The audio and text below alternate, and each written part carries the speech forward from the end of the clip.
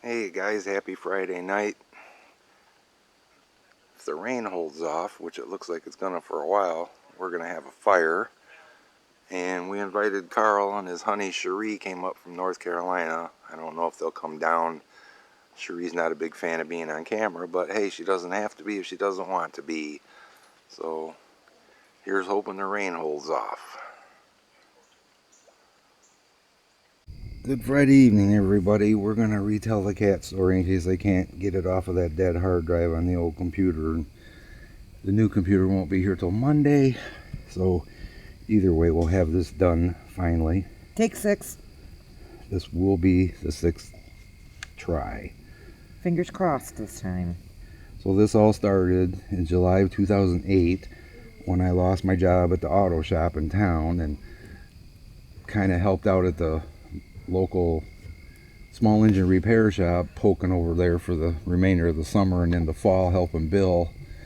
And Bill was in a wheelchair and he had terrible, actually he wasn't in a wheelchair then, but he was struggling, but he had diabetes and he ended up getting gangrene in his foot, and they ended up having to amputate his leg early that fall. Yep, late above that the fall. knee. So once he was hospitalized, he asked me if I would run the shop while he was in the hospital, and he ended up being in the hospital, I want to say, like till March. Months. He was in for quite a long time. So anyways, I helped out there, and in the beginning there were no cats there, and if there were, they weren't coming around. But anyways, the first cat that we ended up encountering, did we actually encounter Sassy first or Hexy and then Sassy? Sassy. Okay, Sassy cat showed up in the early summer. You weren't working there full time yet. You were just there helping out. We were there after hours and he was doing something, and I heard a kitten crying in the shed on the property, and he told me, if you can find her, you can keep her. And it took me an hour, but I found her.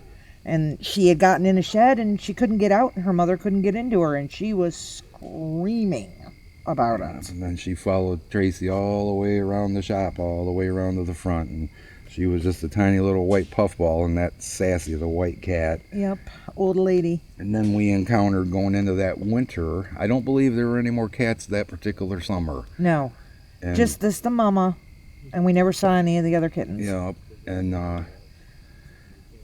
then our next cat that we ran across was Hexy Cat, the polydactyl tiger that we had, that we ended up calling Mama Kitty along with Hexy, but she showed up at the shop, excuse me, and she ended up in the basement of their house right next door, and Bill's wife called me one day and said, hey, this cat's in our basement, and it was a dug in the side of the hill basement attached to the back of their trailer mobile home. Yep. But anyways, Hexy Cat was in there up on the top of the brick walls, and she looked mean. I didn't know her from anybody. Looked vicious. But yeah, she looked really pissy in the face and with them claws.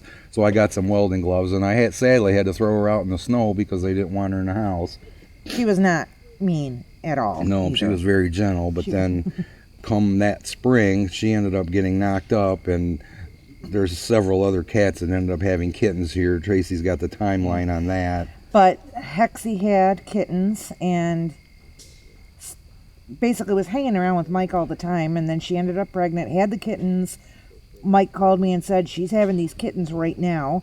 She had been acting weird all morning. She was rubbing my legs and meowing and talking, and she didn't do that kind of thing when I knew something was up. And then all of a sudden he heard just this quiet little mew in the corner, and there was a kitten.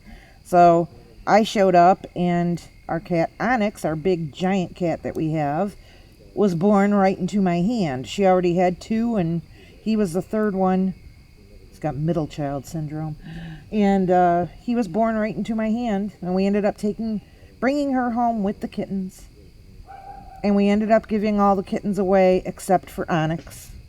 Yeah, found them homes. Yeah, we found homes for them. And in the meantime, other cats started showing up at the shop, and there were several stray kittens that I think people were dumping them could too. be, because it was weird how they all showed up, and there were no adults, just kittens. Yep. And several small kittens, I don't know, 8, 10 weeks, 12 maybe, but they were kind of on the wild side. But I used to go get a donut every morning. Well, I started buying 2 donuts, and I give them pieces of donut, and I earned their trust by doing that. And then I started buying them dry food, and I ended up getting their trust. And in the wintertime, the only heat in the shop was a wood burning stove with no door on the front, and the kittens would come in the shop, and I'd put them on the office chair in front of the wood stove, and 3 or 4 of them would sit there. They wouldn't all come in, but they'd come in and hang out with the shop. And then unfortunately I had to put them out when I left at 5 o'clock. But there was a particular cat, Brandy. She had what we thought were 3 black kittens. She showed up with them one day, and one of them had a blown out or weird looking, really strange shaped pupil in its eye. And then the next time we saw her, there was 3 black kittens, and there was no cat with a screwed up pupil. And we thought, oh well, it was a kitten, maybe it fixed itself, whatever. We didn't know a lot about that. Well, then she ended up unfortunately getting hit by a car one morning. That was horrible. But they were really little. You guys saw the picture of the 4 little black kittens I posted a couple weeks ago. Well, we brought the 3 home, and a couple of days later, Bill's wife called me. She goes, we can hear a kitten outside somewhere crying and crying. So we went over there, and lo and behold, we found the 4th black kitten that had the screwed up pupil, and that ended up being Lucky. Well, he was anything but. We call him Lucky because he's lucky we found him, but turns out Mama Cat must have known something was wrong with him from the get-go, because he ended up dying at less than 3 years old of kidney disease. Yep. And prior to that, Sassy's mother in July, before these guys were born, Sassy's mother in July had another litter, and there was a black cat, a black and white cat. Well, we ended up getting Topaz, the little gray one. She was across the street, and she was in the weeds, and we running around this old barn that was there. And on the 4th of July, with all the fireworks and everything going off, the cats were running back and forth across 66, the which main is road. Yeah, main road. People go 70 miles an hour down there. And we ended up finding her and bringing her home just prior to bringing home Shadow, Salem Wizzy, and Lucky. And then there was Punky. Yeah, Punky. Tracy forgot to get milk one day. It's so weird how some of these are coincidences, but Tracy forgot milk one day coming home from work, so I ran to town to get milk, and lo and behold, here's this little orange and white kitten on the side of the road, and very sick. You could see his eyes were runny and goopy, and so I grabbed him and put him in a truck and brought him home, and we nursed him back to health, and he ended up being just the most amazing cat, guys. All our cats are great, but he was above and beyond. Punky was awesome. He would walk with us when we walked the dogs. He'd step for step go with us, didn't wander away, nothing, just walk with us. Just was affectionate, playful, great with the dog, especially Lucy. Yes. And unfortunately, we believe he got poisoned because he ended up dying like quickly, like a day and a half, 2 days tops. And we were broke at the time. I was working for $20 a day at that shop. And I was working maybe 10 or 20 hours a week if I was lucky. Were poor. We didn't even know. Our neighbor Chuck now will help us with any vet bills we had, but then we didn't hardly even know Chuck and Vicky, so it was sad, really sad. It was very sad. And then there was another cat over at the shop, Stormy. He was an ass out of all the cats. He was the last one that I was able to touch or pet.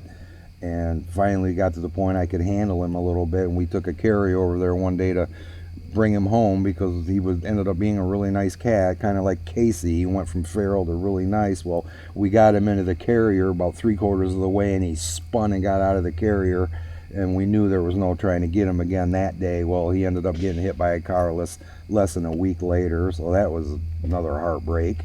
Yep, we had to walk down and pick him up off the road. I remember that. That was horrible. And then next? And then next is several years later. The cat population at the shop exploded. The neighbors that moved in next door either brought cats with them or got cats once they were there, whatever, but the cats were not fixed. And there were 2 female cats that had what seemed to be litter after litter after litter. And one of the females had a litter that was all white and tabby striped. That's where Little Bit came from. Little Bit was the runt of the litter. He was tiny. That's why I brought him home, because I didn't think he was going to make it. No, because he did not look like he was healthy at all. And her sister from that had kittens that were a little bit older, and she had 2 Manx cats, no tail cats, And we ended up bringing both of them home. One of those is Domino, which Rumpy. Yep. And then Bob was a tabby. Stumpy. Yep. He had a little tail, about an inch. Yep. And Bob, sadly, at a young age, passed away from kidney disease, and he passed away very quickly. In a matter, literally, of days from us noticing that he was not doing well to dead. And it was very, very heartbreaking, my little Bob. Sorry about the dogs, guys, but I'm not starting this over again. No. Because of them. And possibly before, in a winter one time, they called and said that they had cats under their house again. And Mike went underneath the house. And there was black plastic and then insulation, then the floor of the trailer. Well, I could hear a kitten under there crying. I had to cut the plastic, fish through the insulation, and I found little Annie up on top of one of the I-beams under the trailer. Little Orphan Annie. That's where she got the name Orphan Annie. But when I was crawling through there, it was so sad, guys. There was like kitten skeletons in the sand there. It was like, oh my God. Yeah. It was more than a couple. Yeah, and this is how bad it got over there. And that just shows how 2 cats can become 100 cats very quickly. And Annie, unfortunately, also passed of kidney failure. Probably why she was orphaned. Yep. She was young. She was the one, she got out when she was in heat right before she had an appointment to get fixed, and she escaped one night and came back the next morning. And when we took her in to get her fixed, they said she was pregnant, so... Yeah, she was very...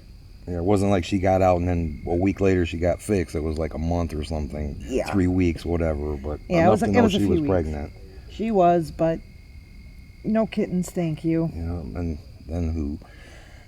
Then we were at the festival in town, and we've told you the story of Shelby before, how he was in a cage with a whole bunch of pit bull puppies in the middle of it, just scared to death. And the woman said, oh, his mom's around here somewhere, which means that she had just thrown the mother cat. We saw the mother cat, and Yeah, she was saggy belly, still had nipples. So yep, she was still feeding those kittens, and we knew exactly what was going to happen to Shelby. He was going to get dumped if nobody took him. So we said, we'll take him. And then he was still working at the shop and saw this beautiful long-haired tabby cat. And she was really sweet, and Mike was like, we gotta get her and see if we can find a home for her. It was one of the last. In the meantime, before we saw this tabby cat, I showed up one day and all the cats were gone. Oh, yeah. And he claims that he had somebody come and trap them and relocate them to another subdivision in Isabella County, the next county over. I find it hard to believe that they could have possibly trapped every single one of those cats in like less than 24 hours and not left any behind other than this tabby. I think somebody came in and shot him, but I can't prove that. We can't prove it, but that's how people are about cats up here. They're just cats. So, but anyways, the tabby was there. This beautiful tabby cat, and Mike said she was really friendly. Now, mind you, we got these cats and brought them home because we were their last chance. We were always trying to find homes for them, but I'm not doesn't always work out. Yeah, and I'm not going to hand my cat over to just anybody because people are stupid. One of the parts that we missed about those 4 black kittens, we gave Wizzy and Shadow to friends of ours because they wanted black cats. They took them and said, and it was several weeks later, they won't use the litter box. They won't ever use it. And I'm getting pooping all over the house. I'm getting sick of it. Well, they had small children and they had pit bulls. My cats were terrified. So I said, don't you dare dump them in the woods, and I said, bring them back. Yeah, we brought them home and they've never had an issue using the litter box. So. Never once have they. And that was Wizzy and Shadow, for heaven's sake. It's like, I'm so glad that we got them back. So that tabby was there and I came and got her. I don't know if it was the same day or next day, but we went back to get that tabby and I had put down a pile of food.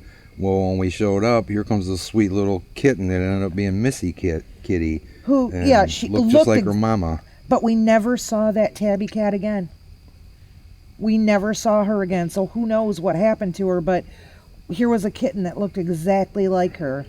So we brought her home, and that's psycho dementia, whatever's wrong with Missy Kitty. One day she'll love on you, and the next day she acts like she's never seen you. Yeah, yesterday she got up in my lap and was loving on me for over an hour. This morning she looked at me, she didn't know me. And then July of the next year, my birthday, we went to the Lumberjack Festival. My sister and brother-in-law were up here, and they had brought my mom up.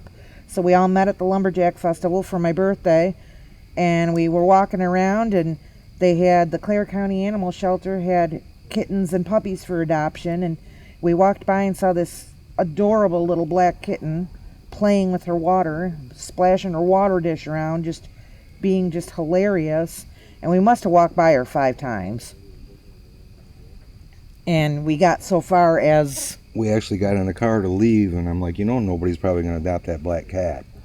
And I knew I wanted it, and I knew she would want it on her birthday, so that's where we got Miss Lily. Yes, that's where Lily came from.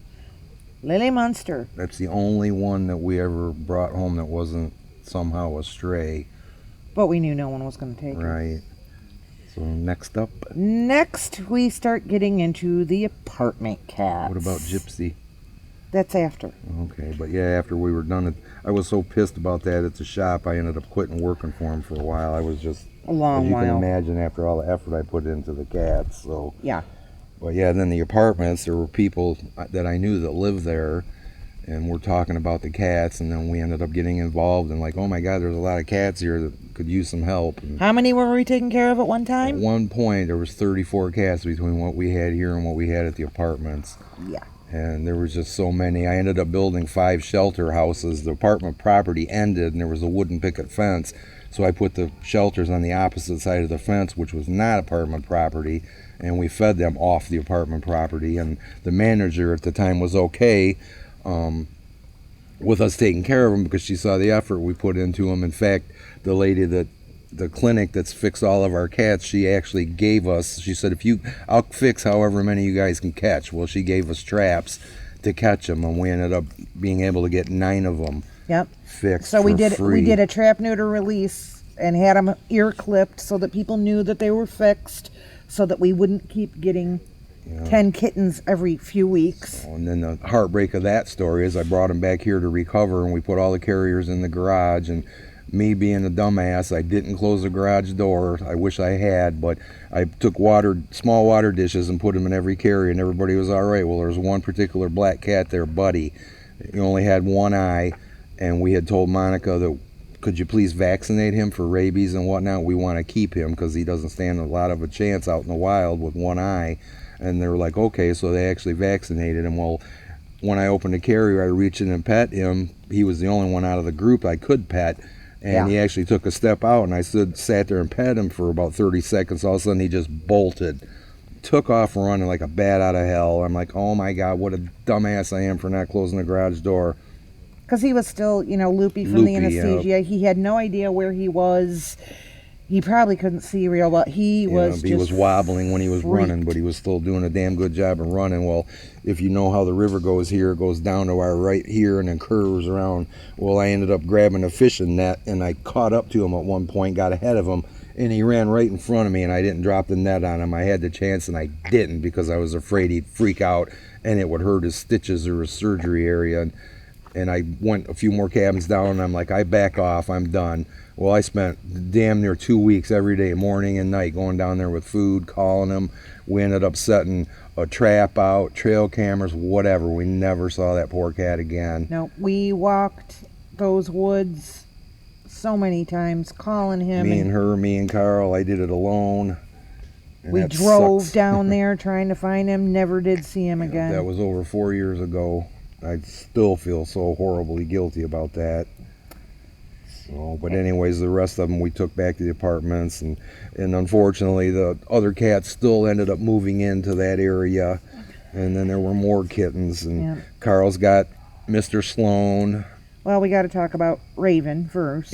We brought Raven home because he was sick. From the apartments, and he was sick, and we nursed him back to health. But I think we all know that Raven was never a lover. He was never he never really warmed up to us like cats do. Last year he got better.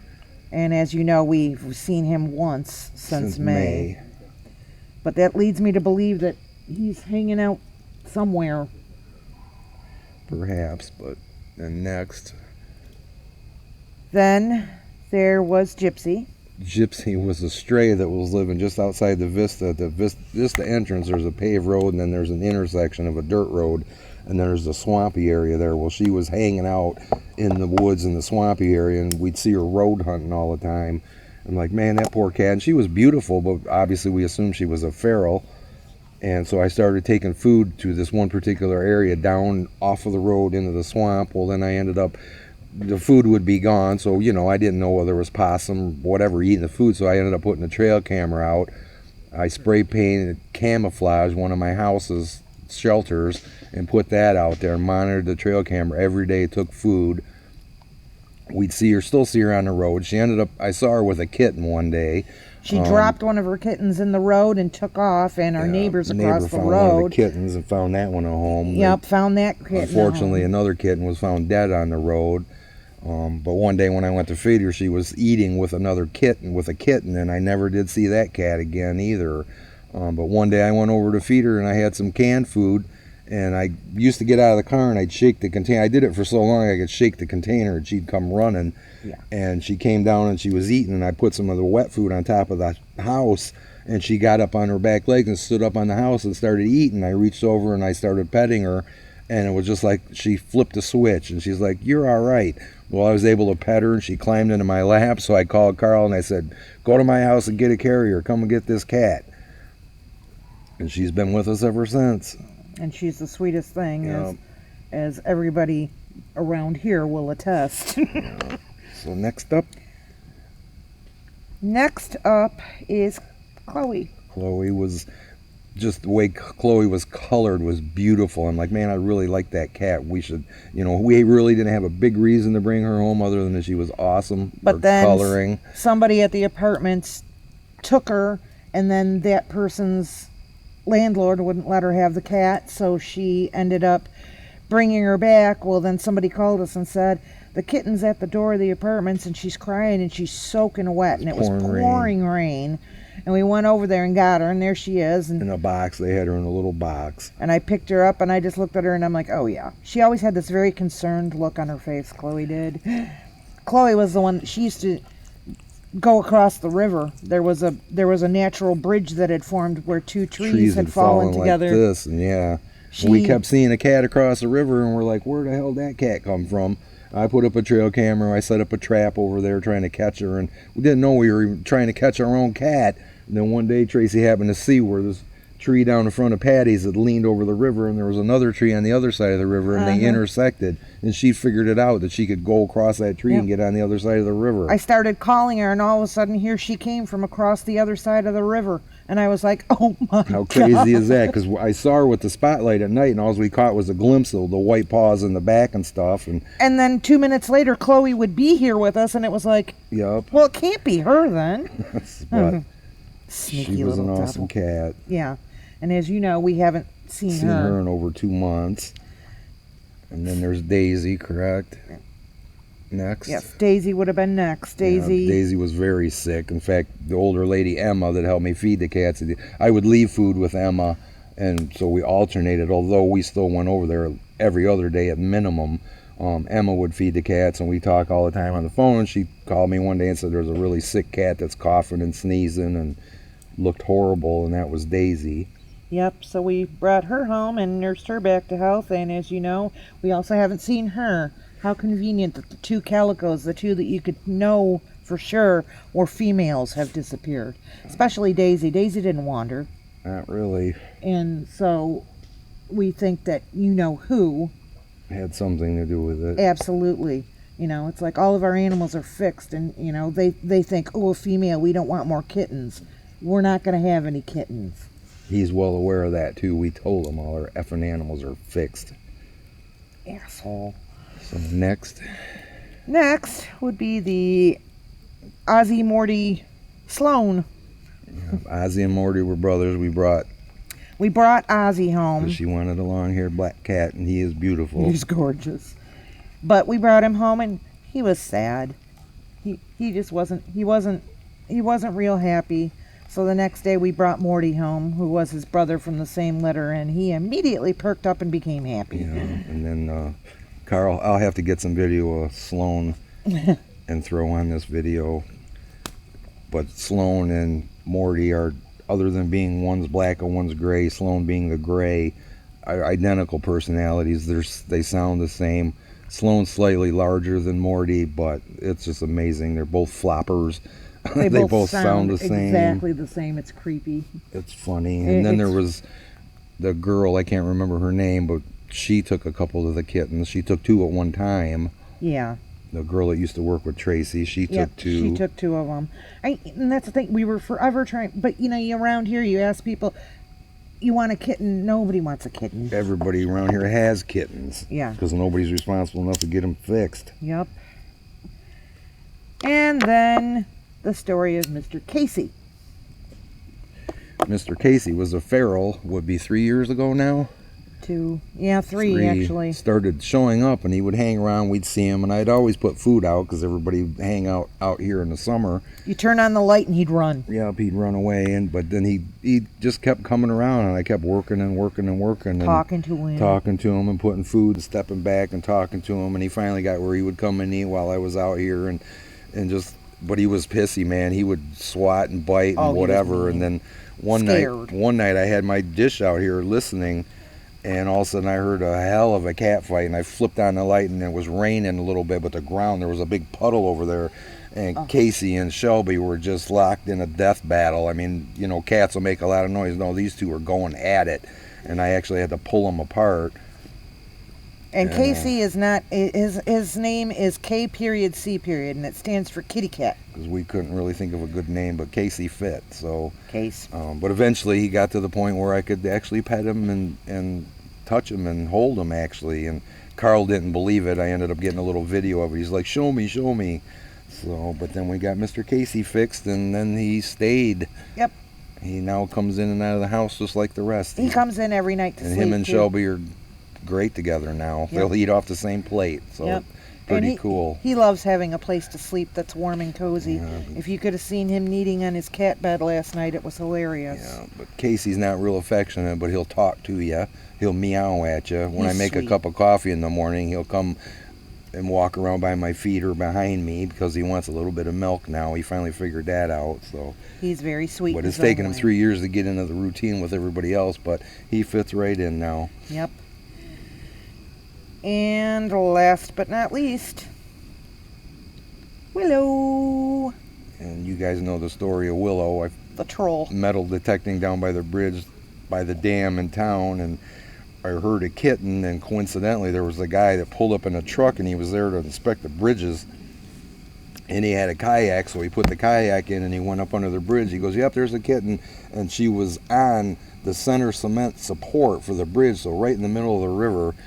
There was a little gap about 3 inches maybe where the storm or rainwater would go down off of the bridge. Well, somehow she managed to go down that gap and land on that cement pillar. How the hell she didn't end up in the water, don't know. But the guy's like, well, I'll put my waders on and see if I can get her. Well, when he said waders, we had been threatening the flood, so I had put the waders in the trunk of the car, and I'm like, oh, I got my waders too. So I called her. In the meantime, she was on her way home from work and told her what was going on, and she swung here by the house and grabbed a carrier and came right down to the bridge.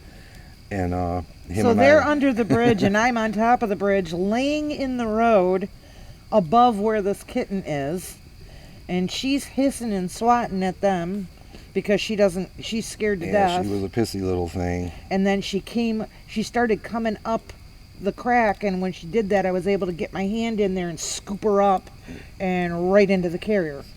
And got her home, and she's a really great little cat. Harmonica, man, I'm glad we didn't have to give her away, but she's just awesome, man. She comes, all our cats know their names and pretty much come when they're called, but she's like, you call her and she's usually right there, so. Unless she's, catching a mouse. Yeah, the other night she had a damn chipmunk that I couldn't get away from her.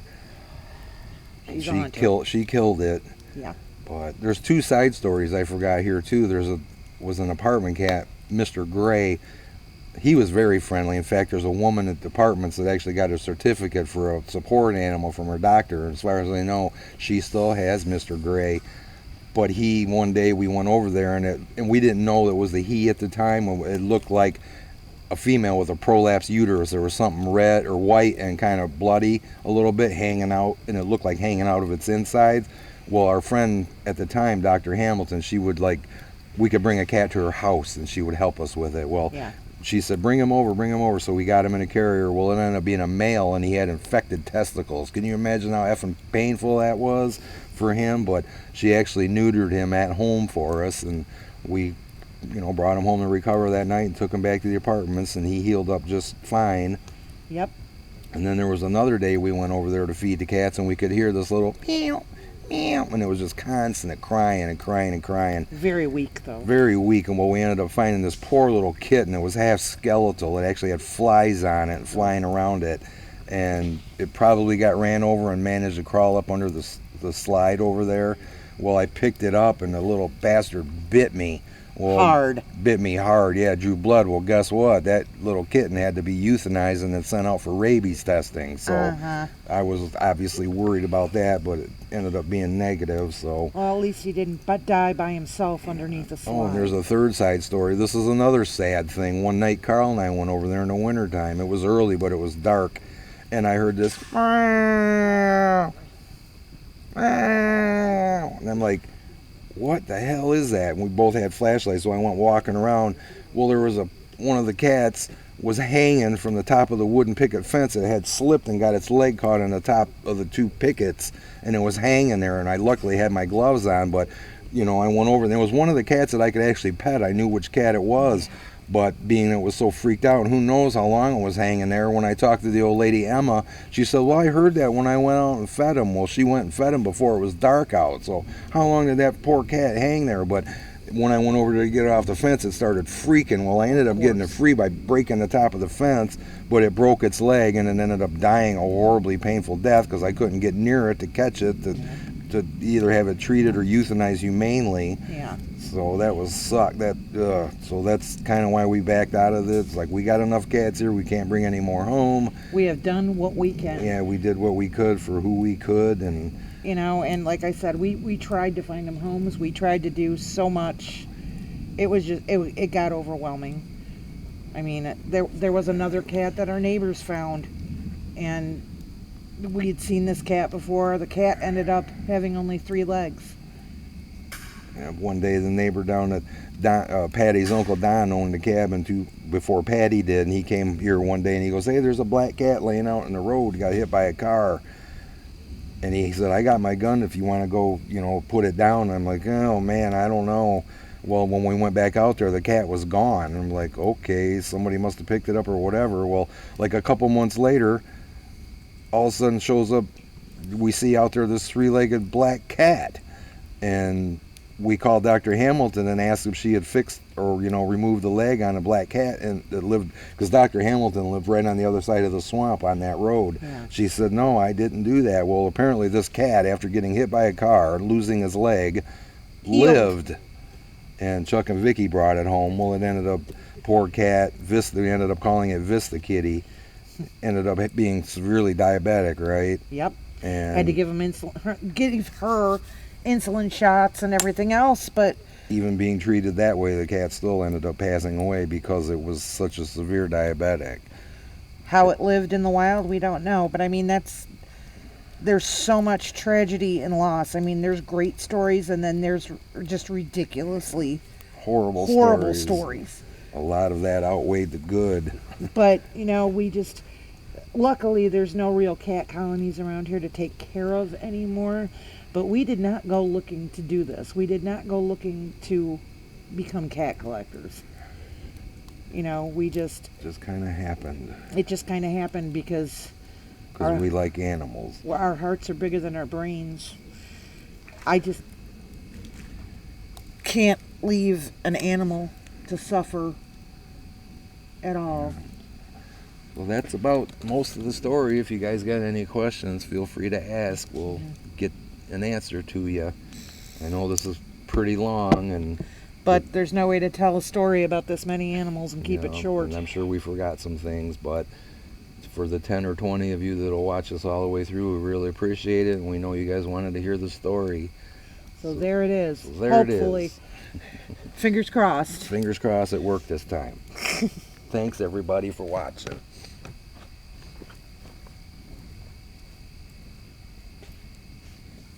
Please, God, tell me that recorded. Yep, in 35 minutes. Perfect.